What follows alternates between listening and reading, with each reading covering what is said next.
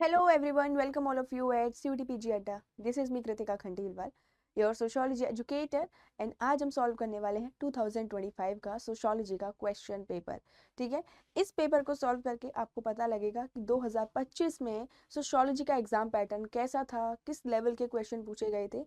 And आपको पता ही है प्रीवियस ईयर क्वेश्चंस तो कितने ज़्यादा इंपॉर्टेंट होते हैं. यहाँ पे आप टॉपिक यानी सिलेबस के अलावा जितने भी टॉपिक्स आपसे पूछे गए हैं उनको आप side by side note down करते जाएंगे और उनको आपको डिटेल में कवर करना होगा. ठीक, सबसे पहले तो जो स्टूडेंट्स नए हैं इस चैनल पर, इस टेलीग्राम चैनल को ज्वाइन कर लो.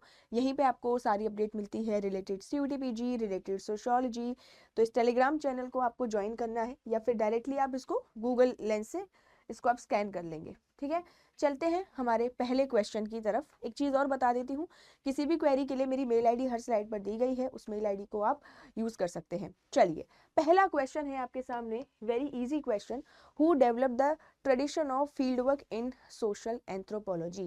पहला क्वेश्चन आपके सामने थिंकर्स का क्वेश्चन आ गया है एंड इससे पता चलता है थिंकर्स कितने ज़्यादा इंपॉर्टेंट हैं एंड ये थिंकर्स सिलेबस में भी मेंशन नहीं है. इसका आंसर होगा ब्रेनिलो मेलिनोस्की. ब्रेनिलो मेलिनोस्की को हम कहते हैं कि पायोनीर ऑफ फील्ड वर्क है. ये कहाँ पे? इन सोशल एंथ्रोपोलॉजी, क्योंकि ये एक बहुत फेमस एंथ्रोपोलॉजिस्ट थे. ठीक है, और इन्होंने ट्रोबिरेंड आइलैंडर्स पर फील्ड स्टडी की थी. ये चीज़ आपको याद रखनी है. ठीक है, उसके बाद एक इंपॉर्टेंट चीज़ और है, इनको प्योर फंक्शनलिस्ट भी कहा जाता है. वहीं पे आपके जो रेडक्लिफ ब्राउन है, ये इनको प्योर स्ट्रक्चरल फंक्शनलिस्ट कहा जाता है. सेकंड क्वेश्चन की तरफ चलते हैं. ये है हमारा सेकंड क्वेश्चन. क्वेश्चन है what is vertical solidarity in the village.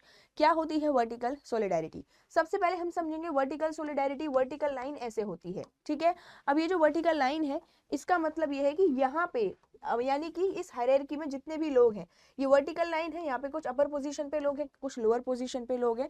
तो हायरार्की में लोग कैसे मिलकर रह रहे हैं, उस वर्टिकल सोलिडारिटी के बारे में बात की गई है. Unity of villagers as a community, temporary cooperation across जाति within a village, villagers united because of shared occupation and villagers united because of living in joint family.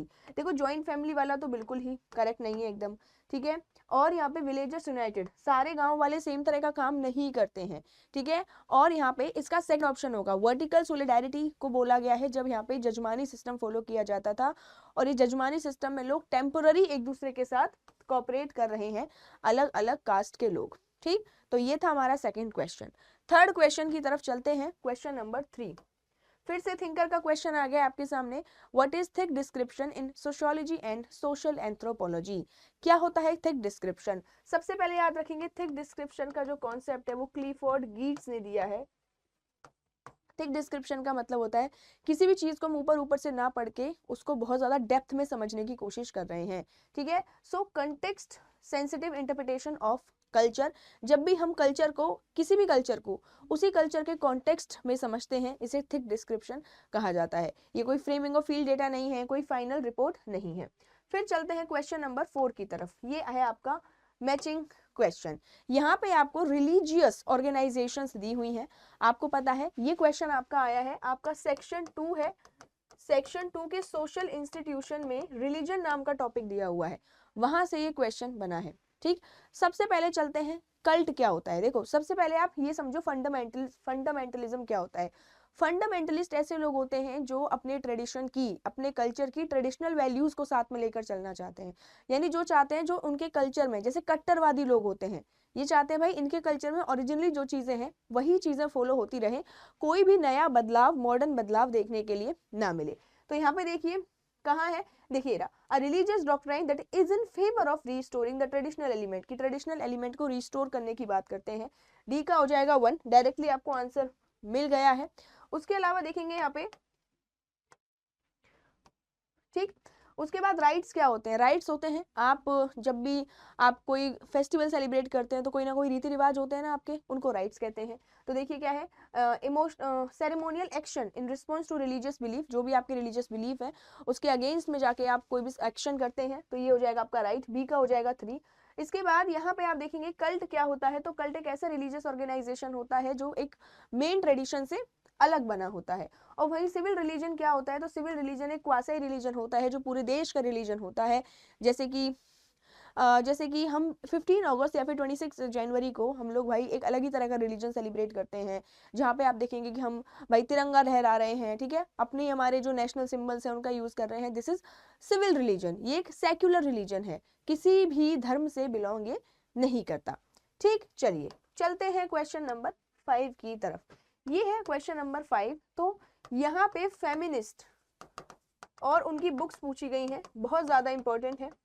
चलिए सबसे पहले बात करते हैं vindication of right of women. ये Mary वॉल्सटनक्राफ्ट ने लिखी है। ये one of the first feminist book है जहाँ पे वुमेन के राइट्स की बात की गई थी। सो ए का हो जाएगा 4, ए का 4 और ए का 4।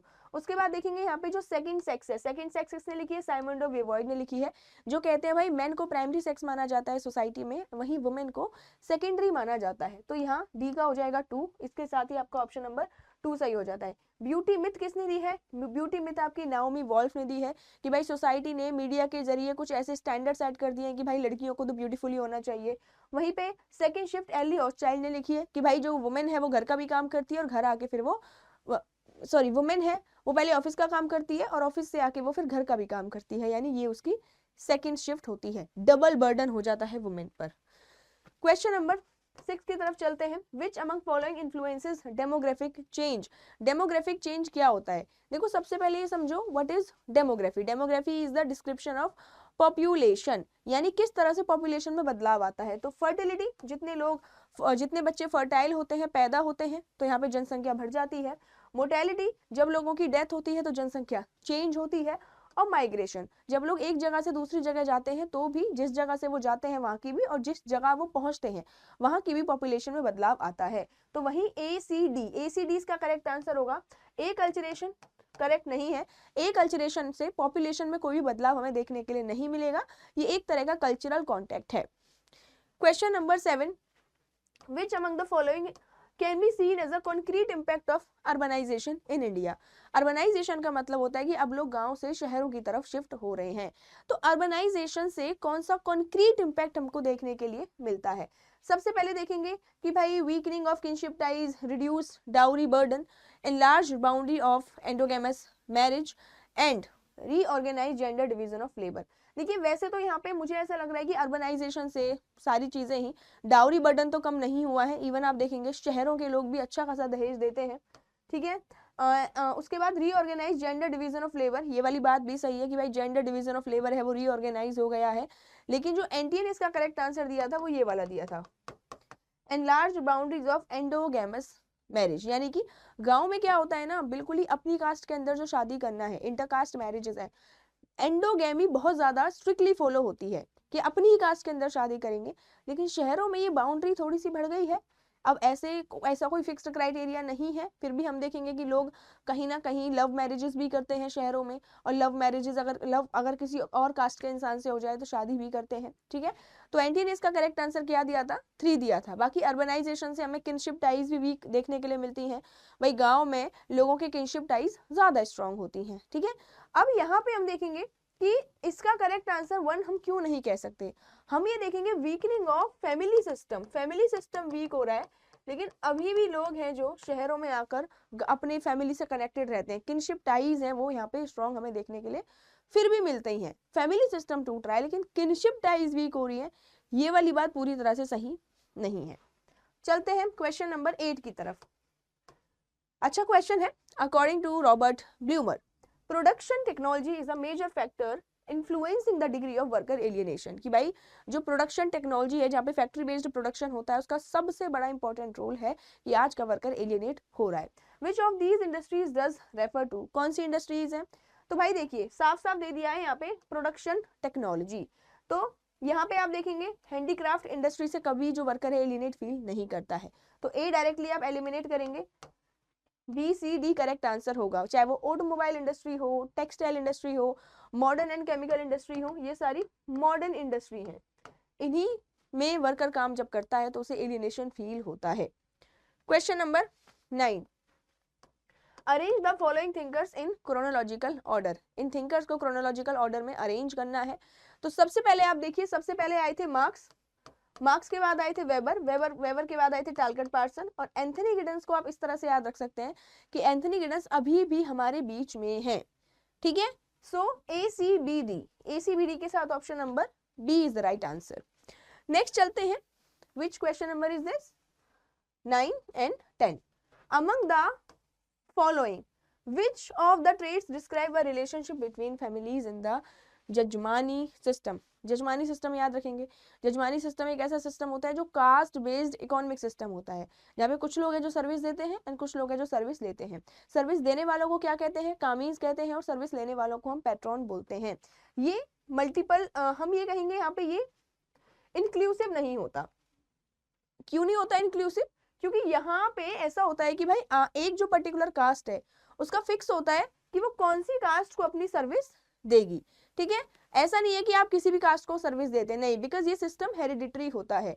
जो आपके पेरेंट्स करते आए हैं वही आप करेंगे, वही आपके बच्चे करेंगे।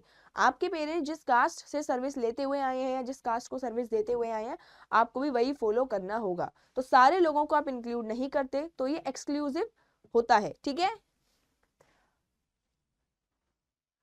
हाँ, एक्सक्लूसिव होता है, ड्यूरेबल होता है, मल्टीपल होता है, यानी इंक्लूसिव ये नहीं होता। तो इंक्लूसिव को हम हटा देंगे, ABD इसका करेक्ट आंसर होगा। ड्यूरेबल क्योंकि ये हेरिडिटरी होता है, लंबे समय तक चलता है, ठीक है। एक्सक्लूसिव होता है, कुछ कास्ट को यहाँ से हटा ही दिया जाता है। एंड मल्टीपल होता है, एक जो सर्विस लेने वाली कास्ट है वो कई सारी कास्ट से सर्विस लेती है।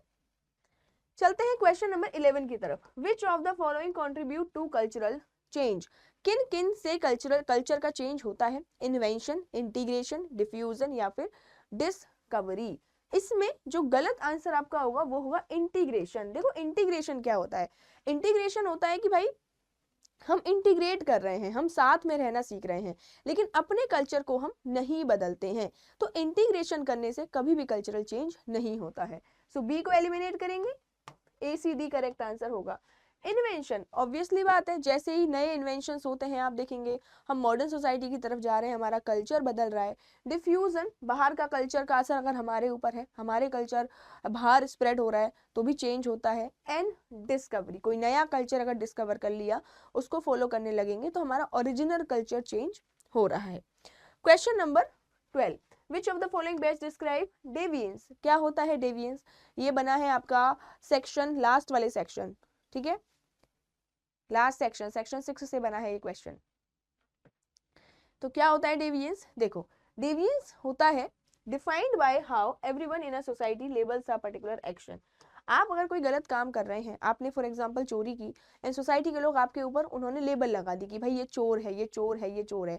अब इसी काम को डेविएंट माना जाएगा और आपको क्या माना जाएगा कि आपने वो डेविएंट काम किया है। तो जब तक किसी काम को सोसाइटी लेबल नहीं लगा देती है तब तक वो काम को डेविएंट नहीं माना जाता है और इसी को डेविएंस बोला जाता है।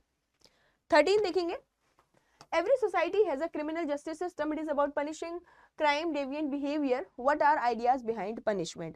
देखो ideas behind punishment की बात करें, ये एक पूरा सेक्शन है सोशियोलॉजी में, ठीक है। सोशियोलॉजी और साइकोलॉजी में भी इसको पढ़ते हैं कि भाई किसी इंसान को अगर पनिशमेंट दी जा रही है तो क्या आइडियाज है उसके बिहाइंड। तो इसका करेक्ट आंसर होगा रेट्रीब्यूशन, डेटरेंस और रिहेबिलिटेशन, ठीक है। रिमूविंग पैथोलॉजी करेक्ट आंसर नहीं होगा, ABC करेक्ट आंसर होगा। यानी कि जब इंसान को पनिशमेंट दी जा रही है सबसे पहला तो भाई उस इंसान के अंदर फियर पैदा करना है। डेटरेंस यानी उस इंसान के अंदर हमें फियर पैदा करना है।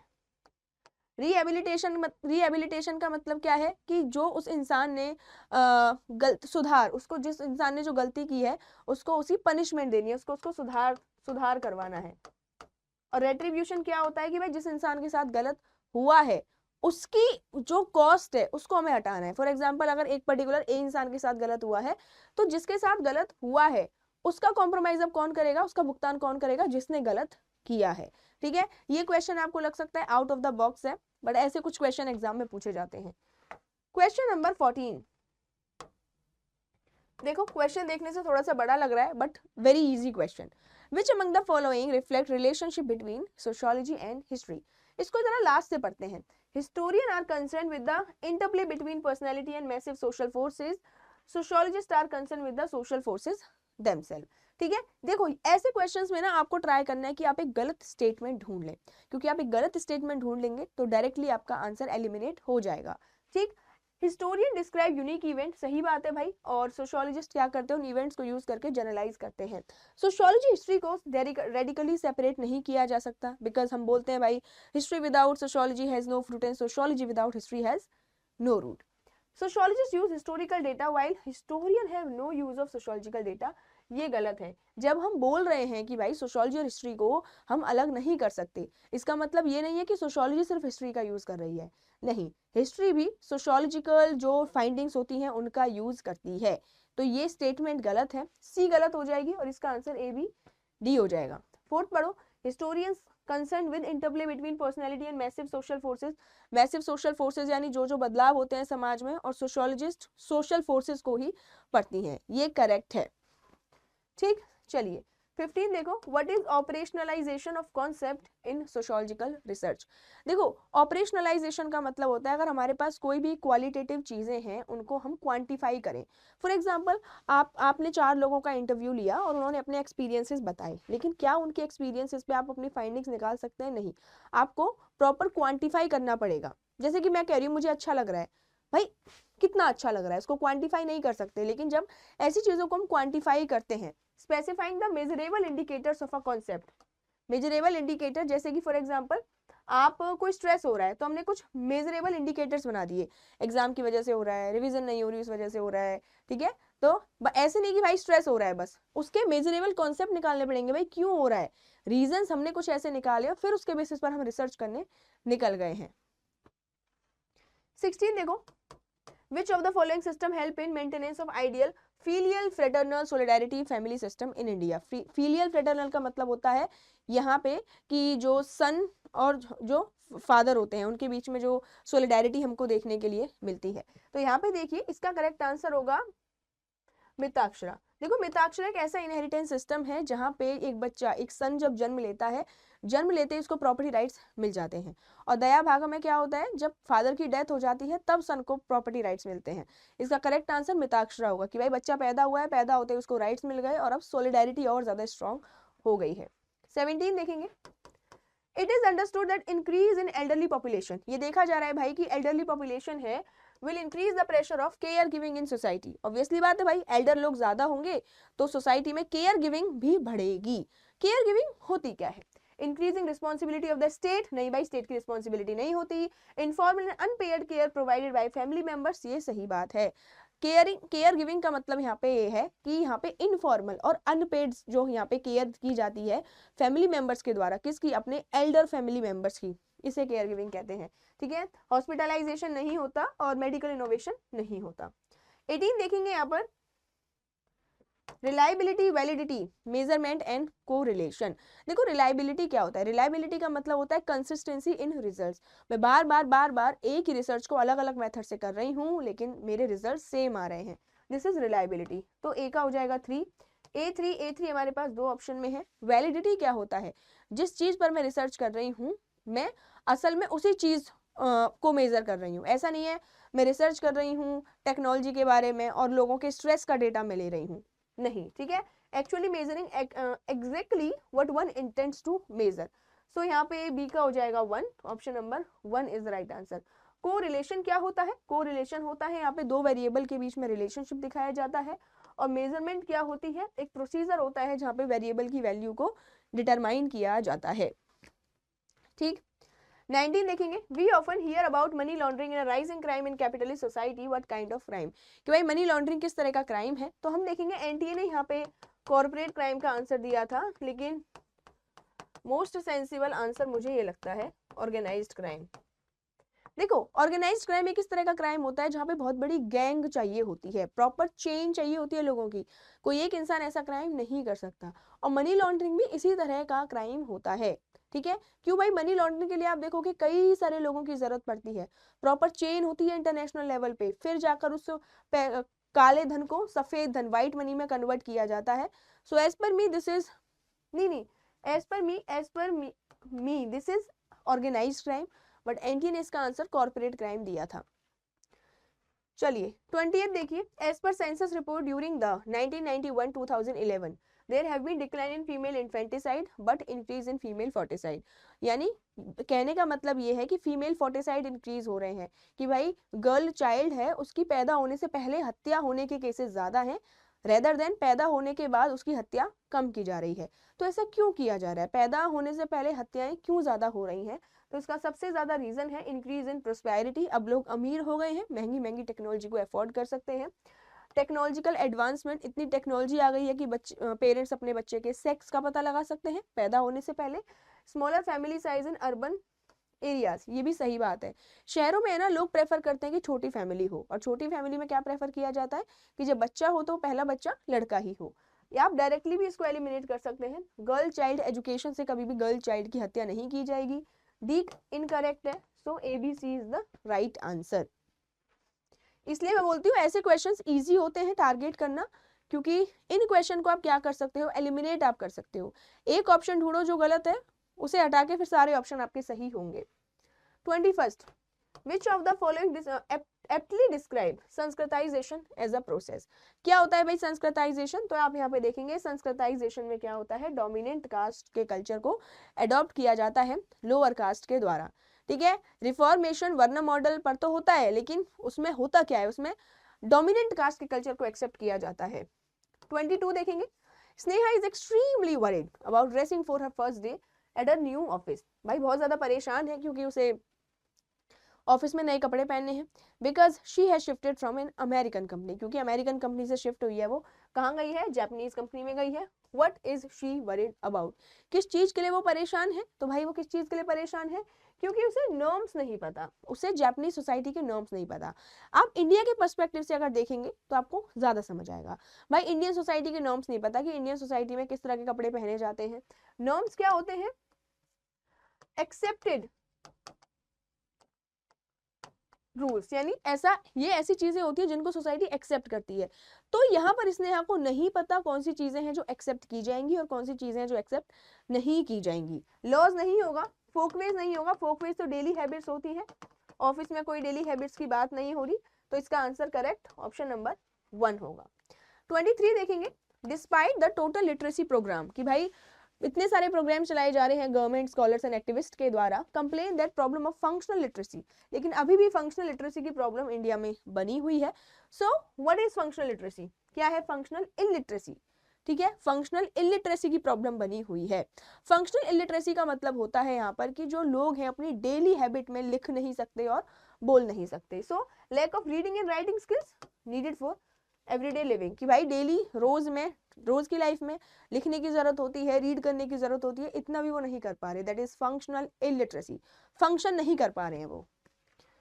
24 देखेंगे, young boys and men in India are often discouraged to take up humanities, apply for jobs as school teachers, what is process happening here, कि यहाँ पे क्या हो रहा है कि भाई यंग बॉयज और जो मैन है उनको डिस्करेज किया जाता है वो ह्यूमैनिटीज ना ले और apply for jobs as school teacher, और वो स्कूल टीचर वाली जॉब में अप्लाई ना करें।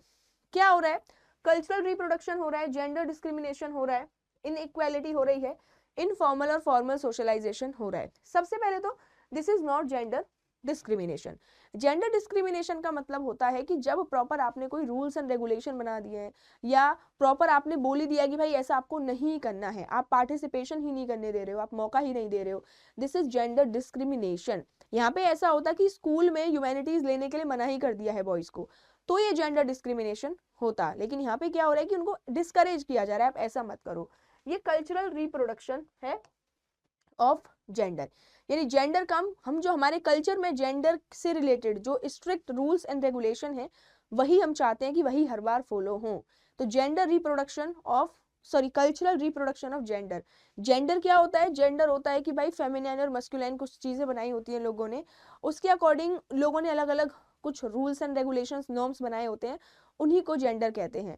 ठीक है, तो gender cultural reproduction of labour होगा, इनइक्वालिटी नहीं होगी, और informal formal socialization, this is not formal socialization. कोई स्कूल में ऐसा नहीं है कि भाई बोला जा रहा है कि भाई हम तो ह्यूमैनिटीज पढ़ाएंगे ही नहीं लड़कों को, ऐसा नहीं हो रहा है। ठीक, 25th, which of the following is an informal process of social control। तो देखिए अगर कोई इंसान जेल गया है तो प्रॉपर उसे रूल्स एंड रेगुलेशंस के थ्रू जेल लेके जा रहे हैं, ठीक है, फाइन उस पर लगाया जा रहा है तो उसने रूल ब्रेक किया होगा, और आइडेंटिफाइंग मैडनेस, यहाँ पे आइडेंटिफाइंग मैडनेस हो रही है थ्रू मेडिकल जो इंस्टीट्यूशंस होते हैं उसके थ्रू। लेकिन आप किसी के लिए अफवाहें फैला रहे हो, आप र्यूमर स्प्रेड कर रहे हो, ये इनफॉर्मल सोशल कंट्रोल है। जैसे कि फॉर एग्जांपल हमने किसी इंसान से रिलेटेड हमने र्यूमर्स फैला दिया, भाई ये इंसान तो गलत है।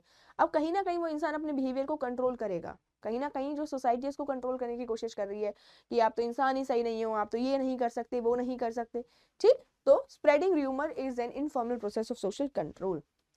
26 की तरफ चलते हैं। In the broader areas of Rajasthan and Gujarat we often find Muslims and Hindu communities who have adopted elements of each other culture, what has been the process here. देखो यहाँ पे बोला जा रहा है कि राजस्थान एंड गुजरात के बॉर्डर पे हिंदू कम्युनिटीज रहती हैं, नहीं, मुस्लिम एंड हिंदू कम्युनिटीज रह रही हैं जिन्होंने एक दूसरे के कल्चर को अडॉप्ट कर लिया है क्योंकि वो साथ में रह रही हैं। क्या कहेंगे इसको? देखो यहाँ पे एनटीए ने असिमिलेशन आंसर दिया था, but this was wrong answer, ये पूरी तरह से गलत आंसर था। इसका करेक्ट आंसर होगा कल्चरल अकोमोडेशन। कि कल्चरल अकोमोडेशन क्यों होगा? क्योंकि उन्होंने एक दूसरे के कल्चर को तो एडॉप्ट तो किया है, लेकिन वो एडजस्ट कर रही हैं एक दूसरे के साथ। हिंदू एंड मुस्लिम कम्युनिटी एक दूसरे के साथ एडजस्ट कर रही हैं। सो एडजस्टमेंट का जो कीवर्ड होता है वो अकोमोडेशन ही होता है। चलिए 27 देखिए। What according to Max Weber के according is the defining social character of modern industrial society। Max Weber के according social character क्या है modern industrial society का? तो देखेंगे आप modern industrial society में मैक्स वेबर सबसे ज्यादा rationalization की बात करते हैं। rationalization का मतलब क्या होता है कि भाई modern society proper rules and regulations के according चलती हैं, वहाँ पे proper hierarchy होती है, proper merit based society वो होती है। 28 a researcher wants to study mental health issues among young women। कि भाई इंडियन जो वुमेन है उन पर मेंटल हेल्थ इश्यूज क्या हैं, कौन से वो मेंटल हेल्थ इश्यूज से गुजर रही हैं, उनको पढ़ना चाहता है। पढ़ना चाहती हैं। She only choose women through known references. Known references का मतलब क्या है कि वो सिर्फ एक इंसान को जानती है। इस वुमेन ने किसी और वुमेन को रेफर किया कि भाई आप इस पर भी रिसर्च कर सकते हैं। फिर रिसर्चर ने पूछा क्या आप किसी और वुमेन को जानते हैं, फिर इसने किसी और वुमेन को बताया, फिर इससे पूछा क्या किसी और वुमेन को जानते हैं, फिर किसी और को बताया। ऐसे करके रिसर्चर है वो इन लोगों पे रिसर्च करती है, क्योंकि वो डायरेक्टली किसी को नहीं जानती है, वो रेफरेंस लेती जाती है जिसके पास भी रिसर्च करने जाती है, क्योंकि हम अपने तरह के लोगों को जानते हैं, ठीक। सो इसे कहते हैं snowball sampling. Snowball sampling is a non probability sampling, ध्यान रखेंगे। फिर आता है 29 identifying characteristics that distinguishes between tribal society from caste society. कि भाई ट्राइबल सोसाइटी को कास्ट सोसाइटी से कौन सी चीज अलग करती है। तो यहाँ पे आप देखेंगे क्योंकि ट्राइबल सोसाइटी में एग्नेटिक किनशिप बॉन्ड्स हमें देखने के लिए मिलते हैं। क्लैन बेस्ड सोसाइटी भी किनशिप बेस्ड। आप देखेंगे जो भी ट्राइब होती है ना, सारी ट्राइब सेम एंसेस्टर से बिलोंग करती हैं और सब लोग एक साथ रहते हैं, एक ही जगह पे वो रहते हैं। क्लैन बेस्ड सोसाइटी हमें देखने के लिए मिलती है। So option number 1 is the right answer. फिर से पढ़ के देखो। Identify a characteristics that distinguishes between tribal society from a caste society, because caste society is agnatic kinship bonds and clans are more significant. Clear है? चलिए question number 30। Which of the following factors have led to the forced displacement of forest dwellers in India। बहुत आसान question है कि भाई जो forest dwellers हैं, जो जंगलों में रहने वाले लोग हैं, उनको क्यों डिस्प्लेस किया जाता है। सबसे पहले तो डैम्स बनाए जाते हैं, माइनिंग की जाती है और फॉरेस्ट रिसोर्सेज हैं दिन पर दिन कम होते जा रहे हैं, जिसकी वजह से उन्हें अपना प्लेस छोड़कर जाना पड़ता है। अगर एजुकेशन मिलेगी तो कोई इंसान उस जगह को छोड़कर नहीं जाएगा। सो सी को एलिमिनेट करो, ABD is the right answer. 31 देखिए। Nepotism, favouritism and misuse of power, all examples of. क्या है? व्हाइट कॉलर क्राइम है, सोशल हायरार्की है, सोशल रिप्रोडक्शन है या फिर करप्शन है। ये सारे करप्शन है, ठीक है। नेपोटिज्म है, फेवरेटिज्म है, पावर का मिसयूज करना अपने फायदे के लिए, इसे हम करप्शन बोलते हैं। 32 विच of the following is not an institution. कौन सा इसमें से इंस्टीट्यूशन नहीं है? तो देखो इंस्टीट्यूशन क्या होता है। इंस्टीट्यूशन एक ऐसा पैटर्न ऑफ बिहेवियर होता है जिसमें अपने अलग ही उनके नॉर्म्स होते हैं, अलग ही वैल्यूज होती हैं, अलग ही उनके रूल्स एंड रेगुलेशन होते हैं। तो यहाँ पे आप देखेंगे मैरिज के अलग नॉर्म्स वैल्यूज हैं, रिलीजन के अलग नॉर्म्स वैल्यूज हैं, प्रॉपर्टी में भी आप अलग ही उनके रूल्स एंड रेगुलेशंस होते हैं कि भाई एक सेलर होगा, एक बायर होगा, आपको फिर रजिस्ट्री करानी होगी। लेकिन थिएटर में किसी भी तरह के कोई रूल्स एंड रेगुलेशन नहीं होते। तो करेक्ट आंसर क्या होगा यहाँ पे? करेक्ट आंसर होगा option number 4, theatre is not a social institution. 33 देखेंगे, what kind of scientific knowledge is sociology interested in. देखो ये क्वेश्चन है ना, एनटीए ने गलत कर दिया था, एंड मैं हर बार जब भी आपको पढ़ाती हूँ तो स्टार्टिंग में बहुत चीख चीख के बताती हूँ कि ये क्वेश्चन आपको गलत नहीं करना है। सोशियोलॉजी क्या कहते हैं, किस में इंटरेस्टेड है?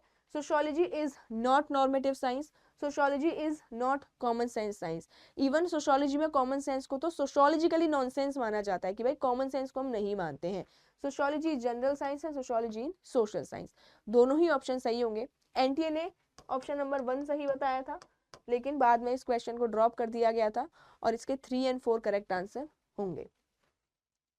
34, which of the following averages can be calculated only from a close ended table? close ended table का मतलब होता है, आप ये नहीं लिख सकते 0 to 10 10, नहीं ऐसे नहीं लिख सकते आप कि more than 10 फिर more than 20 more than 30, ये close ended table नहीं है। क्लोज एंडेड टेबल क्या होती है? ये होती है भाई प्रॉपर 10 to 20, 20 to 30, 30 to 40। तो यहाँ पे क्लोज एंडेड टेबल से हम मीडियन को निकाल सकते हैं। बिना क्लोज एंडेड टेबल के हम मीडियन को निकाल ही नहीं सकते। क्या होता है मीडियन? पूरे डेटा वेरिएबल में जो बीच की पोजिशनल टर्म होती है उसे हम मीडियन कहते हैं। जैसे 1 2 3 4 5, तो 3 मिडल में है तो ये middle positional value is median. ठीक, 35 देखेंगे, कौन सा किनशिप कैटेगरी नहीं है? तो आप देखेंगे किनशिप कैटेगरी कौन सा नहीं है, बताओ भाई। देखो गोत्र किनशिप में आता है, आपका बिरादरी खानदान कोई बोलते हैं, कुटुंब आपका पूरा परिवार होता है, लेकिन जजमान ये कास्ट बेसिस पर आता है। ठीक है, कास्ट बेस्ड पर आता है, किनशिप बेस्ड पर नहीं आता। जजमान में 2 तरह के लोग होते हैं, service giver and service taker, जजमान एंड पैट्रन। ठीक है, नहीं पैट्रन एंड क्लाइंट्स। सो 1 2 3 यहाँ पे होगा, नॉट पूछा है तो नॉट के हिसाब से हमारा option number 4 is the right answer. 36 देखेंगे, विच of the following software used for qualitative data analysis. कौन सा सॉफ्टवेयर है जो क्वालिटेटिव डेटा एनालिसिस के लिए यूज किया जाता है? स्टेटा है, ये क्वांटिटेटिव है। SPSS है जो क्वांटिटेटिव एंड क्वालिटेटिव बोथ है। एनवीवो है जो क्वालिटेटिव ओनली, सिर्फ क्वालिटेटिव के लिए यूज किया जाता है। देखो इसका मतलब होता है आपके पास 2 तरह के डेटा होते हैं, या तो क्वालिटेटिव डेटा होते हैं जिसमें लोगों के एक्सपीरियंसेस होते हैं, पॉइंट ऑफ व्यूज होते हैं, एक आपके पास क्वांटिटेटिव डेटा होते हैं जो नंबर्स में होते हैं। अब यहाँ पे आपके पास ऑप्शन होता है कि आपको उस डेटा को सॉफ्टवेयर का यूज करके प्रॉपर आपको उसका एनालिसिस करना होता है। तो एनवीवो एक ऐसा सॉफ्टवेयर है जो क्वालिटेटिव डेटा का एनालिसिस करता है। 37 देखेंगे, family church and trade union music clubs are all instances of. ये बहुत कंफ्यूजिंग क्वेश्चन आपको लग सकता है कि यहाँ पे family church trade union music club क्या है? सोसाइटी है, कम्युनिटी है, एसोसिएशन और इंस्टीट्यूशन है। देखो सोसाइटी तो नहीं होंगे, बिकॉज हम कैसे कह सकते हैं भाई म्यूजिक है, ट्रेड यूनियन है, वो सोसाइटी है। कम्युनिटी भी नहीं हो सकते, म्यूजिक क्लब बिल्कुल कम्युनिटी को फॉर्म नहीं करता। ठीक है, इंस्टीट्यूशन भी नहीं हो सकते क्योंकि फैमिली और चर्च तो इंस्टीट्यूशन है, लेकिन ट्रेड यूनियन और म्यूजिक क्लब इंस्टीट्यूशन नहीं है, तो ये होंगे एसोसिएशन। क्यों? फैमिली और चर्च एक इंस्टीट्यूशन की डेफिनेशन में भी आते हैं, एक एसोसिएशन की डेफिनेशन में भी आते हैं। एसोसिएशन एक ऐसा ग्रुप होता है जिसे पर्टिकुलर गोल को पूरा करने के लिए बनाया जाता है, और फैमिली का भी गोल होता है, चर्च का भी गोल होता है, ट्रेड यूनियन का भी गोल होता है, और म्यूजिक क्लब का भी गोल होता है। सो फैमिली एंड चर्च, इनको इंस्टीट्यूशन भी कह सकते हैं, एसोसिएशन भी कह सकते हैं, लेकिन ट्रेड यूनियन और म्यूजिक क्लब ये एसोसिएशन होंगे, और ये दोनों भी एसोसिएशन हो सकते हैं। तो करेक्ट आंसर क्या होगा? करेक्ट आंसर होगा एसोसिएशन। 38 देखेंगे, देखो which of the following concept is measured by level of involvement with religious organization। कि भाई आपका ये पता चलना चाहिए कि आपका रिलीजियस ऑर्गेनाइजेशन के साथ कितना इन्वॉल्वमेंट है। The social and material influence of religious organization and the degree of which people hold religious belief। कि भाई रिलीजियस ऑर्गेनाइजेशन का आपकी पूरी सोशल एंड मटेरियल लाइफ पे कितना इन्फ्लुएंस है, और कितना ज़्यादा आप रिलीजियस बिलीफ है उनको होल्ड करते हैं, फॉलो करते हैं। दिस इज साफ साफ आंसर है सेक्युलराइजेशन। सेक्युलराइजेशन हमें बताता है कि भाई हमारा जो रिलीजन से इन्फ्लुएंस है वो कम होता जा रहा है, हमारा होल्ड कम होता जा रहा है। बाकी संस्कृताइजेशन, मॉडर्नाइजेशन, वेस्टर्नाइजेशन ये तो करेक्ट है ही नहीं। 39 देखेंगे, which form of social organization is central to Durkheim functionalism. Durkheim ने कौन कौन सी सोशल ऑर्गेनाइजेशन के बारे में बात की थी? तो डर्कहाइम ने दो तरह की सोशल ऑर्गेनाइजेशन इन सोसाइटी की बात की थी, नॉर्मल एंड पैथोलॉजिकल। नॉर्मल होता है जिसमें सब कुछ शांति से चल रहा है नॉर्मल, और पैथोलॉजिकल होता है जब जहाँ पे सोशल डेविएंस आ जाता है, जहाँ पे बहुत ज्यादा परेशानियां आने लगती हैं, सोशल डिसऑर्डर हो जाता है। 40 देखेंगे, Nairs of Kerala live in taravad. What is taravad? क्या होता है तारावाड़? बताओ। तो जो तारावाड़ है ये रूल है रेजिडेंस के कि भाई किस तरह से उनका रेजिडेंस होगा, लाइक मैट्रिलिनियल होगा, पैट्रीलोकल होगा, ठीक है। तो सारे रूल्स ऑफ रेजिडेंस हैं जो नायर्स के हैं। नायर्स एक कम्युनिटी है जो बहुत फेमस है, इसको पढ़ लेना बहुत ज्यादा इंपॉर्टेंट है। 41 देखेंगे, census is an example of what kind of research. Census किस तरह की रिसर्च का एग्जांपल है? ये एक्सप्लेनेटरी है, एक्सप्लोरेटरी है, डिस्क्रिप्टिव है या फिर डायग्नोस्टिक है। देखो सेंसस में क्या होता है ना, जो पॉपुलेशन की इंफॉर्मेशन होती है, जो डेटा होता है, उसको एज इट इज बता दिया जाता है। कितने लोग हैं, कितने माइग्रेट हुए, कितने लोगों की डेथ नहीं, कितने लोग हैं फैमिली में, ठीक है। उसके बाद आप देखेंगे कितने लोगों की डेथ हुई, क्या एजुकेशन है लोगों की, किस मेल है फीमेल है, सब कुछ डिस्क्राइब कर दिया जाता है, इसलिए इसे डिस्क्रिप्टिव रिसर्च हम कहते हैं। 42 ये देखिए, मैचिंग क्वेश्चन है। Ferdinand Tonnies, Park and Burgess, Radcliffe Brown and Vilfredo Pareto. देखो सबसे इंपॉर्टेंट है फर्डिनेंड टोनीज। हर बार एक बार तो इनका नाम आपको देखने के लिए मिल ही जाएगा पेपर में। तो फर्डिनेंड टोनीज ने किसकी बात की थी भाई? कम्युनिटी एंड एसोसिएशन की बात की थी, जिसे जेमेंशाफ्ट एंड जिसेलशाफ्ट के नाम से जाना जाता है। तो ए का हो जाएगा 2, A2 एंड A2। उसके बाद पार्क एंड बर्जेस ने territorial and non territorial group की बात की थी। मैंने आपको याद भी कराया था भाई, जो पार्क है वो एक टेरिटरी में होता है। सो बी का हो जाएगा 3, ठीक है, A2 B3। उसके बाद आप देखेंगे रेडक्लिफ ब्राउन एक स्ट्रक्चरल फंक्शनलिस्ट थे, प्योर स्ट्रक्चरल फंक्शनलिस्ट जिनको बोला जाता है। सी का हो जाएगा 1 एंड डी का हो जाएगा 4। विल्फ्रेडो पेरेटो ने सर्कुलेशन ऑफ एलिट्स की बात की थी। 43 the use of multiple methods of data collection in the same research. एक ही रिसर्च ना तो आपकी पूरी तरह से क्वालिटेटिव है ना पूरी तरह से क्वांटिटेटिव है, एंड कई सारे मेथड्स का आप यूज करते हैं, उसे हम ट्रायंगुलेशन कहते हैं, याद रखना है आपको। 44 what type of suicide identified by Durkheim. Durkheim ने कौन कौन से टाइप की सुसाइड बताई थी? तो याद रखेंगे एनोमिक, इगोइस्टिक, एल्ट्रुइस्टिक। ये नहीं थी, ACD करेक्ट आंसर होगा। और दो कौन सी थी? Anomic, egoistic, altruistic. एक और थी, वो थी fatalistic. 45 who among the following studied kinship system in India. Kinship system India में किसने पढ़ा? इरावती कार्वे, SC दुबे, GS गुरे या फिर TN Madan. Correct answer is Irawati Karve. Irawati Karve India के किनशिप सिस्टम को पढ़ती हैं, जिसमें वो central India, east, north and west, नहीं नॉर्थ एंड साउथ, वेस्ट को नहीं पढ़ती हैं वो, ठीक। 4 जोन में वो डिवाइड करती हैं इंडिया को। 46 विच of the following is probability sampling. कौन सी इसमें प्रोबेबिलिटी सैम्पलिंग है? सो प्रोबेबिलिटी सैम्पलिंग आप देखेंगे स्ट्रेटिफाइड है।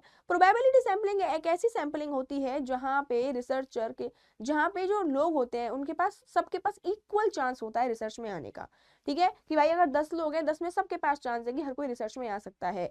तो प्रोबेबिलिटी सैम्पलिंग कौन सी है यहाँ पे? बताओ भाई। स्ट्रेटिफाइड है, कन्वीनियंस है, कोटा है या फिर चेन सैम्पलिंग है? बताइए कौन सी होगी probability? So probability is stratified. Stratified कौन सी होती है? प्रोबेबिलिटी। उसके बाद बाकी सारी कैसी हैं? बाकी कन्वीनियंस है, ये आपकी नॉन प्रोबेबिलिटी है। चेन है, ये भी आपकी नॉन प्रोबेबिलिटी सैम्पलिंग में ही आती है। कोटा भी नॉन प्रोबेबिलिटी है। 47 मीडियन क्या होता है? अभी मैंने आपको बताया था, the value that highest frequency, ये नहीं होगा। ये क्या होता है? ये आपका मोड होता है जिसकी फ्रीक्वेंसी ज्यादा होती है, यानी जो आपको डेटा सेट में ज्यादा बार देखने के लिए मिलेगा। पूरे डेटा में एक नंबर आपको अगर ज्यादा देखने के लिए मिल रहा है, वो आपका मोड होता है। एवरेज आपका मीन होता है, और मोस्ट रिप्रेजेंटेटिव एवरेज ये आपका मीडियन होता है। तो करेक्ट आंसर क्या होगा? Option number 3। 48 देखेंगे, केस स्टडी किस चीज का एम करती है? तो case study detail descriptive analysis है। केस स्टडी एक ऐसा क्वालिटेटिव मेथड है जहाँ पे एक यूनिट पर डिटेल स्टडी की जाती है, इन डेप्थ स्टडी की जाती है। 49 देखेंगे, फादर ऑफ सोशियोलॉजी कौन है? बहुत इजी, एंड हम देखेंगे कि हर 2-3 साल में क्वेश्चन आपको रिपीटेडली मिल ही जाता है। Father of sociology Auguste Comte है। क्यों है? क्योंकि 1839 में इन्होंने सोशियोलॉजी शब्द को कॉइन किया था। 50 क्वेश्चन, ये देखिए, हेनरी मेन है, ML Durkheim, Iravati Karve and Peter Berger. तो यहाँ पे देखिए पीटर बर्जर ने सेक्रेड कैनोपी के बारे में बात की, डी का हो जाएगा 2 एंड डी का 2 हमें 2 जगह दिया हुआ है। उसके बाद सी का 4 है, तो हम ए या बी चेक करेंगे, ठीक है। उसके बाद आप देखेंगे सुसाइड, सुसाइड के बारे में बात करते हैं, एमाइल डर्कहाइम, बी का हो जाएगा 1, ये डायरेक्टली ऐसे एलिमिनेट हो रहा है, ठीक है। तो देखिए हेनरी मेन ने village communities in the east and west पढ़ा था, उसके बाद एमाइल डर्कहाइम ने सुसाइड, जहां पे उन्होंने 4 तरह की सुसाइड के बारे में बताया था। सी का हो जाएगा 4, ईरावती कार्वे ने युगांता, बहुत फेमस बुक है इनकी, एंड पीटर बर्जर ने द सेक्रेड कैनोपी के बारे में बात की थी। तो देख रहे हो आप, books and thinkers are very very important. 51 in Parsons social system arrange the following functional prerequisites from lower to higher order, lower to higher order में आपको अरेंज करना है। तो पार्सन ने कुछ प्रेरिक्विजिट्स बताए थे, यानी ऐसी चीजें जो सोसाइटी में होना बहुत ज्यादा जरूरी है अगर सोशल स्ट्रक्चर को ढंग से चलाना है, उनको AGIL हम बोलते हैं, यही शब्द आपको याद रखना है। तो ए से बनेगा एडेप्टेशन, डी फिर गोल अटेनमेंट, फिर आपका इंटीग्रेशन और फिर आएगा लेटेंसी, DBAC, और DBAC के साथ option number 2 is the right answer. 52 post modernism क्या है? सो cultural trait of post industrial society, cultural traits of industrial society, mental attitudes of post industrial society and cultural traits of modernity. क्या होगा correct answer बताइए, what is post modernism? यहाँ पे आप confuse हो सकते हैं कि मैम कल्चरल ट्रेट्स होगा या फिर मेंटल एटीट्यूड्स होगा, क्योंकि cultural traits of industrial society तो भाई पोस्ट मॉडर्निज्म क्यों ही बताएगा, ठीक है, मॉडर्निटी भी क्यों बताएगा। सो करेक्ट आंसर इसका होगा option number 1, because mental attitudes आपके कल्चरल ट्रेट्स के अंदर ही आ जाते हैं। यहाँ पे बताया जाता है कि भाई जो पोस्ट मॉडर्न सोसाइटी है वहाँ का कल्चर कैसा है, वहाँ लोग किस तरह से रहते हैं, वहाँ लोगों की सोच किस तरह से होती है। सो सब कुछ ऑप्शन 1 के अंदर ही आ जाएगा। 53 देखेंगे, रिमेंबर्ड विलेज बुक किसने लिखी? Very easy question, remembered village जो बुक है वो एमएन श्रीनिवास ने लिखी थी। एमएन श्रीनिवास ने रामपुरा विलेज पर एक बुक लिखी थी एंड बाद में उस बुक की जो फाइंडिंग्स थी वो आग में जल गई थी। लेटर उनको जो भी याद था उन्होंने वो उस किताब में लिख दिया और इसलिए उस किताब का नाम रखा गया द रिमेंबर्ड विलेजेस, ठीक है। 54 देखेंगे, Which one of the following cannot be reason for increasing rates of unemployment in India? कि भाई हमारे देश में जो बेरोजगारी बढ़ रही है उसका रीजन क्या नहीं है? ऑब्वियसली बात है कि भाई डॉक्ट्राइन ऑफ कर्मा, कर्मा की बात थोड़ी करेंगे हम कि कर्मा की वजह से बेरोजगारी नहीं बढ़ रही या बढ़ रही है, ये तो कोई रीजन ही नहीं हो सकता। उसके अलावा देखेंगे कौन से रीजन हो सकते हैं? इकोनॉमिक रिसेशन है, लैक ऑफ इनोवेशन कम हो रहा है सोसाइटी में जिसकी वजह से जॉब्स कम क्रिएट हो पा रही हैं, and shift in government policy, government policies हैं वो चेंज होती रहती हैं जिसकी वजह से जॉब लेने में काफी ज्यादा प्रॉब्लम होती है। 55 who analyzed from a functional perspective divorce is understood as when analyzed, ठीक है। तो जब फंक्शनल पर्सपेक्टिव से डाइवोर्स को देखा जाता है तो डाइवोर्स को किस तरह से समझा जाता है?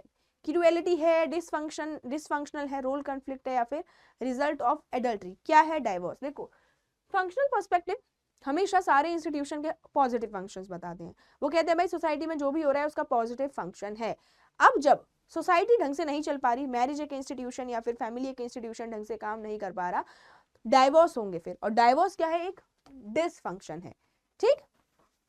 56 A foreign brand serving chicken tikka bowl in outlets in India as an example of, तो यहाँ पे बोला जा रहा है भाई एक फॉरेन ब्रांड है और वो फॉरेन ब्रांड इंडिया में चिकन टिक्का सर्व कर रही है, ठीक है। आपको याद रखना है कि चिकन टिक्का किसका कॉन्सेप्ट है? इंडिया का कॉन्सेप्ट है, ठीक है। या फिर आप देखेंगे मैकडोनल्ड में मैकडी का जब बर्गर बेचा जाता है उसमें आलू टिक्की डाल दिया जाता है, यानी फॉरेन ब्रांड इंडिया के जो चीजें हैं उनको अपना रही है इंडिया में अपना मार्केट चलाने के लिए, इसे ग्लोकलाइजेशन कहते हैं। ग्लोकलाइजेशन क्या होता है? ग्लोबल और लोकल कल्चर को मिक्स कर देना। 57 Which one of the following is not characteristics of usable hypothesis? Hypothesis क्या होता है? हाइपोथेसिस बनाया जाता है जब आप रिव्यू कर लेते हैं लिटरेचर का, उसके बाद आप एक स्टेटमेंट चूज करते हैं कि भाई क्या आपकी रिसर्च का आउटकम हो सकता है। कॉन्सेप्चुअली क्लियर होना चाहिए, एम्पिरिकली वेरीफाइबल होना चाहिए, ठीक है, और स्पेसिफिसिटी, जो प्रॉब्लम आप पढ़ना चाहते हैं उसी से रिलेटेड होना चाहिए। लैक ऑफ थियोरेटिकल ओरिएंटेशन नहीं, किसी भी चीज में लैक नहीं करना चाहिए, थियोरेटिकल ओरिएंटेशन में भी नहीं। सो इसका जो हम नोट देख रहे हैं correct answer option number C होगा। 58 देखेंगे अब, which of the following concept was used by McKim, Marriott and Milton Singer to the study of change in India? तो इन्होंने क्या पढ़ा था, इन्होंने पढ़ा था little tradition and great tradition. Originally किसने दिया था ये बताओ, originally little tradition and great tradition किसने दिया था, याद है आपको या नहीं है याद, बताओ जी।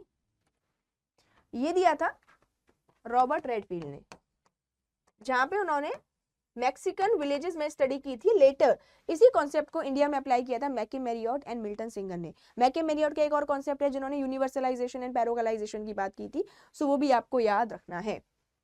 चलिए 59, खाप पंचायत क्या होती है, लोकल गवर्निंग बॉडीज होती है, विलेज पंचायत होती है, जाति पंचायत होती है या फिर फैमिली पंचायत होती है। सो खाप पंचायत के बारे में सबसे ज्यादा सुनेंगे आप हरियाणा साइड या फिर राजस्थान साइड, जहाँ पे पैट्रियार्की बहुत ज्यादा है, जहाँ पे कास्टिज्म बहुत ज्यादा है। ये एक जाति पंचायत होती है, यानी अपनी जाति को प्रोटेक्ट करने का सबसे ज्यादा काम करती हैं। 60, according to Durkheim what kind of solidarity defines industrial society. So Emile Durkheim दो तरह की सॉलिडारिटी की बात करते हैं, मैकेनिकल एंड ऑर्गेनिक। मैकेनिकल को कहते हैं ये ट्रेडिशनल सोसाइटी में पाई जाती है, और ऑर्गेनिक सॉलिडारिटी इंडस्ट्रियल सोसाइटी में पाई जाती है। सो organic society solidarity industrial society में पाई जाएगी, एंड मैकेनिकल ट्रेडिशनल सोसाइटी में पाई जाएगी। 61 देखेंगे, which one of the following is a gendered economic impact of modern globalization, कि भाई मॉडर्न ग्लोबलाइजेशन हो रहा है उसका जेंडर पे क्या इंपैक्ट आ रहा है।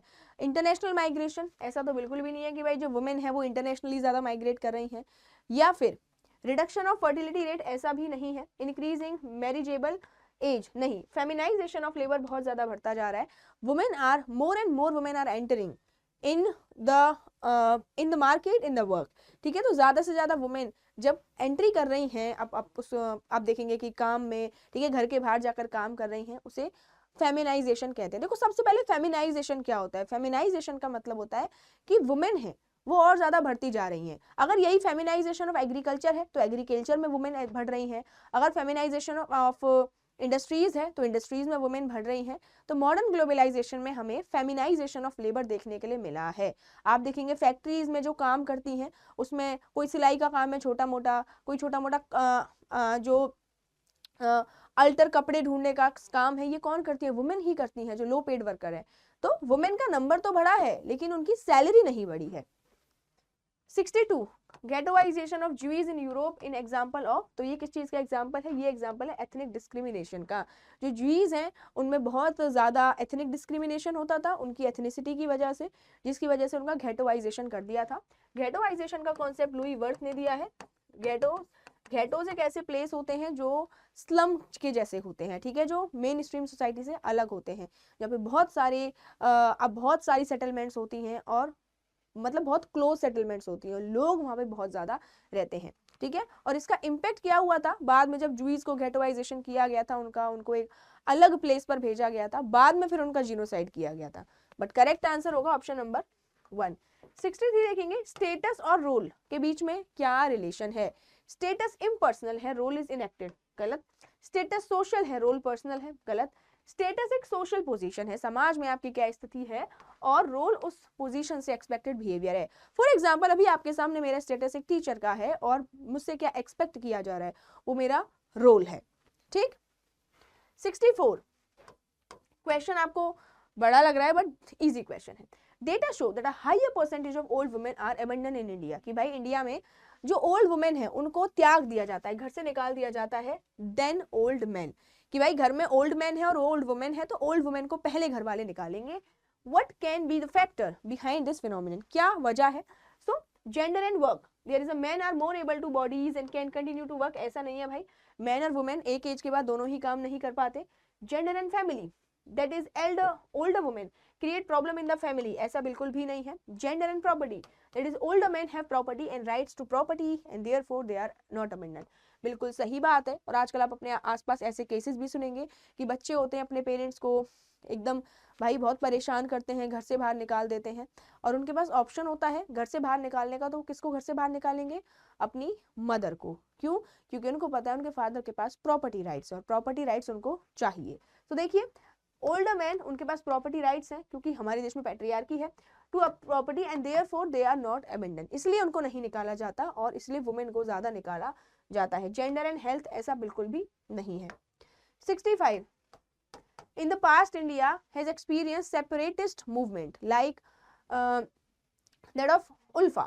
ठीक है, what is separatism influenced by. देखो सेपरेटिज्म का मतलब ये है कि भाई ये लोग सेपरेट होना चाहते हैं, अपना ही अलग देश बनाना चाहते हैं, तो डोमिनेंट ग्रुप से अलग होना चाहते हैं क्योंकि इनके साथ पहले डिस्क्रिमिनेशन हुआ है, एक अपनी ही अलग सोशल और इकोनॉमिक लाइफ बनाना चाहते हैं, ठीक है। और इनका जो कल्चरल इंटीग्रेशन है वो कम हो पाया। अगर कल्चरली इंटीग्रेट ये हो जाते तो शायद ही अपने अलग देश की डिमांड ना करते। सब कल्चर को ये डेवलप नहीं करना चाहते हैं, ये तो भाई अपने कल्चर को सब कल्चर मानते ही नहीं है, अपने कल्चर को प्रॉपर ये मानते हैं भाई यही डोमिनेंट कल्चर है, यही हमारा कल्चर है और हमें डेवलप नहीं करना है, हमें आप अलग कर दीजिए बस। सो करेक्ट आंसर होगा ए, बी एंड डी। नेक्स्ट देखेंगे 66, इंटरप्रिटेटिव सोशियोलॉजी क्या होती है? Focuses on social change, focuses on interpretation of institution, study of society that focuses on the meaning that people attach to their social world. Option number 3 is the right answer. हम लोग social action को समझ रहे हैं लोगों के और हम मीनिंग को समझ रहे हैं लोगों के जो उनके सोशल वर्ल्ड से अटैच हैं। फॉर एग्जाम्पल आप किसी के बारे में भी कुछ भी समझने की कोशिश करें तो उन्हीं के पर्सपेक्टिव से समझने की कोशिश करें, उन्हीं के सोशल वर्ल्ड से, इसी को हम इंटरप्रिटेटिविज्म कहते हैं। 67, Which of the following statements are applicable to industrialization in India? कौन सी स्टेटमेंट है जो इंडस्ट्रियलाइजेशन के लिए एप्लीकेबल है इंडिया में? इंडस्ट्रियलाइजेशन इंडिया में आया, ये एक स्ट्रक्चरल शिफ्ट था, ठीक है, पूरा की पूरा हमारा जो सोसाइटी का स्ट्रक्चर था पूरा चेंज हो गया। It is induced through colonialism, सही बात है भाई। इंडस्ट्रियलाइजेशन कब आया था हमारे देश में? जब ब्रिटिशर्स आए थे। उसके बाद it denotes movement of people, सही बात है कि भाई जब इंडस्ट्रियलाइजेशन आया तो इंडस्ट्रीज शहरों में जाकर बसने लगी और लोग भी गांव से शहर शिफ्ट होने लगे। इट डिनोट्स नो चेंज, भाई ऐसा बिल्कुल भी नहीं है। इंडस्ट्रियलाइजेशन आने की वजह से लोग अपना घर छोड़ के सिटीज में जाके रहने लगे तो ज्वाइंट फैमिली सिस्टम वीक हो गया और अब लोग न्यूक्लियर फैमिली की तरफ शिफ्ट होने लगे। A, B, C is the right answer. 68, What according to Weber influenced the rise of modern capitalist West as opposed to the East? Max weber कहते हैं भाई कि जो मॉडर्न कैपिटलिज्म है वेस्ट में आया, यानी वेस्टर्न कंट्रीज में आया, ईस्टर्न कंट्रीज में नहीं आ पाया। किसकी वजह से? रिलीजियस एथिक्स की वजह से। वो कहते हैं वेस्ट में ना प्रोटेस्टेंट का जो रिलीजन है वो हमेशा लोगों को ये बताता है भाई काम करिए, मेहनत कीजिए, ठीक है। वहीं ईस्ट के रिलीजन को भी पढ़ते हैं, वो ये कहते हैं कि ईस्ट का रिलीजन कैसा है, ये लोग अपने अगले जन्म के बारे में सोचते हैं, दूसरी दुनिया के बारे में सोचते हैं, ठीक है। ये लोग ज्यादा पैसा कमाना, ज्यादा प्रॉफिट कमाना, इन चीज के बारे में नहीं सोचते। यही वजह है कि वेस्ट में कैपिटलिज्म देखने के लिए मिला, ईस्ट में पहले कैपिटलिज्म देखने के लिए नहीं मिला। ऐसा मैक्स वेबर कह रहे हैं, मैं नहीं। 69, Which among the following is not a possible cause of drug abuse in India? कौन सा पॉसिबल कॉज नहीं है? वैसे तो देखो सारे ही इसमें कॉज हैं, सारे इसमें कॉज है, लेकिन एनटीए इसका आंसर देता है availability of drug. But all according to me all are causes, सारे ही इसमें कॉजेज हैं। डिसइंटीग्रेशन ऑफ फैमिली सिस्टम, सही बात है भाई, फैमिली सिस्टम डिसइंटीग्रेट हो रहे हैं। मॉडर्न सोसाइटी में आप देखेंगे कि जो किनशिप टाइज है वो वीक हो रही हैं और जब भी फैमिली सिस्टम वीक होता है तो एक बच्चा गलत आदतों का सहारा लेता है, ठीक है। अवेलेबिलिटी ऑफ ड्रग्स, ड्रग्स की अवेलेबिलिटी भी है। Stress and strain of urban life, शहरों में ये चीज़ें ज़्यादा देखने के लिए मिलती है क्योंकि शहरों में लोगों की लाइफ बहुत फ्रस्ट्रेटिंग होती है, बहुत बिजी होती है। एंड पॉवर्टी एंड अनएम्प्लॉयमेंट, जब गरीबी और बेरोजगारी से निकलने का कोई सहारा नहीं मिलता तो लोग इन सब चीज़ों की तरफ चले जाते हैं। तो एंटी ने इसका आंसर अवेलेबिलिटी ऑफ ड्रग्स दिया था कि भाई ड्रग्स हैं वो अवेलेबल हैं, ये कोई कॉज नहीं है। अवेलेबल तो सारी चीज़ें हैं, ठीक है, बट ऐसा तो नहीं है सारी लोग सारी चीज़ों का यूज़ कर रहे हैं, बट कहीं ना कहीं ये है अगर हम बिल्कुल ही अवेलेबिलिटी को हटा देंगे, बिल्कुल ही सारी चीज हटा देंगे तो यहाँ से जो ड्रग्स है वो हट जाएंगी। सो एंटी ने इसका आंसर 2 दिया था, but all can be causes, सारे कॉजेज यहाँ पर हो सकते हैं। 70, Which among the following used participant? Who किसने यूज किया था? Participant observation. Street corner society, तो भाई स्ट्रीट कॉर्नर सोसाइटी मुझे ऐसा लगता है एनटी का कुछ फेवरेट टॉपिक है क्योंकि हर बार ये पूछा जाता है, चाहे मैचिंग में हो चाहे एमसीक्यू में हो, हर जगह। WH फुटवाइट जिन्होंने स्ट्रीट कॉर्नर सोसाइटी पर यूएसए में फील्ड वर्क किया था एंड पार्टिसिपेंट ऑब्जर्वेशन बहुत ज्यादा इंपॉर्टेंट है इनका, ठीक। 71, ये क्वेश्चन अच्छा है। A job advertisement said the job has involve a lot of out station travel. एक जॉब एडवर्टाइजमेंट आया, उस जॉब एडवर्टाइजमेंट में ये आया कि भाई ये वाली जो जॉब हम आपको बता रहे हैं इसमें बहुत ज़्यादा आउट स्टेशन ट्रैवल चाहिए होगा, यानी आपको बाहर बहुत ज़्यादा आना जाना आपका लगा रहेगा। So male participants are specifically encourage to apply, और वहाँ पे लिख दिया कि हम लोग ऐसा सोच रहे हैं कि भाई जो मेल पार्टिसिपेंट है हम उनको एनकरेज कर रहे हैं कि वही अप्लाई करें। क्या ये जेंडर डिस्क्रिमिनेशन होगा या फिर एक जेंडर नॉर्म होगा? पिछला क्वेश्चन जब हमने सॉल्व किया था, कौन सा, जहां पे मेन को ह्यूमैनिटीज लेने के लिए डिस्करेज किया जा रहा था, वो जेंडर नॉर्म था। ये क्या होगा? ये होगा जेंडर डिस्क्रिमिनेशन। क्यों होगा जेंडर डिस्क्रिमिनेशन? क्योंकि यहाँ पे हायरिंग जो प्रोसेस है उसमें डिस्क्रिमिनेशन किया जा रहा है। हायरिंग में साफ साफ लिख दिया भाई आपने कि हम ज्यादा एनकरेज कर रहे हैं, ठीक है। आपने डायरेक्टली नहीं लिखा, बल्कि इनडायरेक्टली आपने लिख दिया कि अगर आपके पास इंटरव्यू के लिए मेन और वुमेन दोनों आते हैं तो आप मेन को ही प्रायोरिटी देंगे, क्योंकि आप बोल देंगे हमने तो एडवर्टाइजमेंट में लिखा था। तो दिस इज जेंडर डिस्क्रिमिनेशन कि आपने वुमेन को मौका ही नहीं दिया, आप अपनी हायरिंग प्रोसेस ही डिस्क्रिमिनेशन तरीके से कर रहे हैं। So correct answer gender discrimination. अगर यहाँ पे हायरिंग नहीं हो रही होती या फिर ऐसे नॉर्मली एनकरेज किया जाता तो ये जेंडर नॉर्म हो सकता था, but this is gender discrimination. साफ साफ डिस्क्रिमिनेशन हो रहा है, मौका इक्वल नहीं दिया जा रहा। 72 देखेंगे, which ontological position assert the social phenomenon and their meaning have an existence independent of social actor। देखो ऑन्टोलॉजी क्या होती है, सबसे पहले देखिए ऑन्टोलॉजी होती है जब हम रियलिटी को जानने की कोशिश करते हैं कि व्हाट इज रियलिटी। रियलिटी को जानना ही ऑन्टोलॉजी कहलाई जाती है। कौन सी ऑन्टोलॉजी पोजीशन है जो ये एसेट करती है कि social phenomenon and there meaning, इनका एग्जिस्टेंस इंडिपेंडेंट ऑफ, यानी कि जो कोई भी प्रॉब्लम हो रही है और जो इंसान है उन दोनों का कोई लेना देना नहीं है आपस में। मैं बहुत परेशान हूं, उसका सोसाइटी से कोई भी लेना देना नहीं है। समझो ध्यान से, दैट एंड देयर कि सोशल फिनोमिनन और उनका मीनिंग और उनकी जो एग्जिस्टेंस है वो बिल्कुल सोशल एक्टर के इंडिपेंडेंट है, सोशल एक्टर से उसका लेना देना नहीं होता।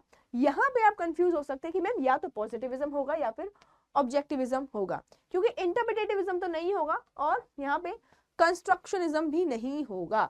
करेक्ट आंसर इसका होगा ऑब्जेक्टिविज्म, ठीक है। क्यों होगा? क्योंकि पॉजिटिविज्म एक एपिस्टेमोलॉजी है और ऑब्जेक्टिविज्म एक जहां पे हम रियलिटी को जानने की कोशिश करते हैं, ठीक है। ऑब्जेक्टिविज्म के अंदर पॉजिटिविज्म आ जाता है। पॉजिटिविज्म एक ऐसी अप्रोच है जो कहती है कि भाई हमें सब्जेक्टिविटी की तरफ नहीं जाना है, और पॉजिटिविज्म का ब्रॉडर एस्पेक्ट है objectivism. Correct answer will be option number 4। Verstehen is derived from which of the field? तो वर्स्टेहेन कहां से आया है? हर्मेन्यूटिक्स से आया है। इंपॉर्टेंट है हर्मेन्यूटिसिज्म। वर्स्टेहेन का मतलब क्या होता है? वही इंटरप्रिटेशन, कॉन्टेक्स्ट स्पेसिफिक मीनिंग को जानना। 74 देखेंगे, थ्योरीज आ गई है यहाँ पे। देखो डायड एंड ट्रायड की बात जॉर्ज जिमेल करते हैं कि भाई एक डायड होता है 2 लोगों का ग्रुप और ट्रायड होता है 3 लोगों का ग्रुप। सी का हो जाएगा 3, C3 C3 C3। उसके बाद डी स्कूलिंग की बात इवान इलिच करते हैं, डी का हो जाएगा 1। डायरेक्टली आंसर आ गया है। मिडल रेंज थ्योरी की बात आपके आर के मर्टन करते हैं और यहाँ पे लेबलिंग थ्योरी की बात हॉवर्ड बेकर करते हैं। सब कुछ हम पढ़ चुके क्लास में, जो भी मैंने आपको क्लास में कवर कराया।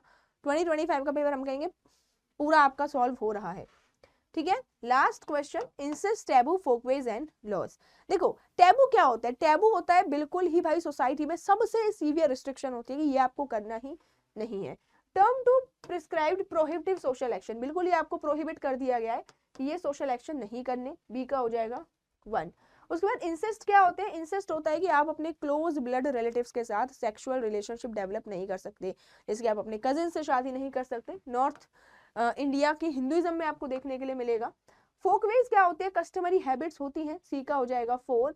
एंड लॉज क्या होते हैं? फॉर्मली कोडिफाइड रूल्स होते हैं जो कॉन्स्टिट्यूशन में लिखे होते हैं। इसी के साथ we have done all 75 questions, और इन 75 क्वेश्चंस को सॉल्व करके मुझे पता लगा कि थिंकर्स, उनके कॉन्सेप्ट्स, उनकी बुक्स बहुत ज्यादा इंपॉर्टेंट है। 2025 में आप देखेंगे क्रोनोलॉजी से कोई क्वेश्चन नहीं बनाता, जो लॉज की क्रोनोलॉजी होती है एक्ट की, लेकिन 2026 में क्रोनोलॉजी से क्वेश्चन बने थे। एक्ट्स आपको दे दिए गए थे 4-5 और वहां पर उनकी क्रोनोलॉजी आपसे पूछी गई थी, ठीक है। तो आपको आइडिया लग गया होगा कि सिलेबस तो पढ़ना ही है, सिलेबस के बाहर बहुत सारी चीजें हैं जो आपको कवर करनी है। थिंकर्स आपको कवर करने हैं, आपको फील्ड वर्क कवर करने हैं सारे थिंकर्स के, ठीक है। आपको ट्राइब्स सारी कवर करनी है, ट्राइब्स आपसे पूछी जा सकती हैं आगे के एग्जाम में। बाकी टेलीग्राम चैनल ज्वाइन करो एंड उसके अलावा आप हमारे कोर्सेज के साथ जुड़ सकते हैं। अगर आप CVT PG 2027 की प्रिपरेशन कर रहे हैं, बैचेस हमारे लाइव हो चुके हैं। किसी भी क्वेरी के लिए आप मेरी मेल आईडी पर मुझसे कांटेक्ट कर सकते हैं, kritika.khandelwal@adda247.com। ठीक है, ये मेरी मेल आईडी है। और 2027 में ऐसे मैं सोच रही हूँ कि एग्जाम आपका अच्छा खासा आएगा, क्योंकि 2026 में एग्जाम का लेवल इजी आया था, जहाँ पे 2026 की मैं बात कर रही हूँ, नॉट 2025। 2026 में आप देखेंगे कि एग्जाम का जो पैटर्न है इस साल बहुत ज़्यादा इजी टू मॉडरेट कर दिया था, जिसकी वजह से कट ऑफ बहुत हाई चली गई थी। और आपकी जो दूसरे पेपर हैं, दूसरे जो यूनिवर्सिटीज़ हैं, उसमें सीट बहुत कम है, इसलिए कंपटीशन भी हमें बहुत ज़्यादा बढ़ता हुआ दिखाई देता है। तो बेहतर है अभी से तैयारी स्टार्ट कर दीजिए। ये मेरी मेल आईडी है, आप मुझे मेल कर सकते हैं। साथ ही साथ एक गूगल फॉर्म आपको मिलेगा, उस गूगल फॉर्म को फिल कर देना, ठीक है, जो लोग 2027 के लिए प्रिपेयर कर रहे हैं। किसी भी क्वेरी के लिए आप हमें कमेंट कर सकते हैं यूट्यूब वीडियो पर ही, एंड साथ ही साथ मेल कर सकते हैं। मिलेंगे नेक्स्ट पेपर डिस्कशन में। Thank you so much, tata, bye bye, take care.